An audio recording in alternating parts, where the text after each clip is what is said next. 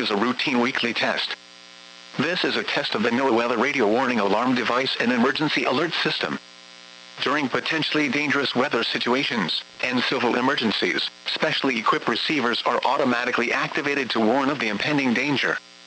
A test of these receivers is conducted every Wednesday between 11 a.m. and noon, weather permitting. In the event of the test being canceled, it will then be rescheduled for the next day between 11 a.m. and noon. This is NOAA Weather Radio Station KIG 79 operating 24 hours a day on the frequency of 162.55 MHz, with transmitting facilities in Davidson County. This broadcast originates from the National Weather Service office located near Nashville. This service is provided in part by the Metropolitan Nashville Office of Emergency Management and the Tennessee Emergency Management Agency. Repeating, this has been a test of the NOAA Weather Radio Warning Alarm Device. During potentially dangerous weather situations, specially equipped receivers are automatically activated to warn of impending danger.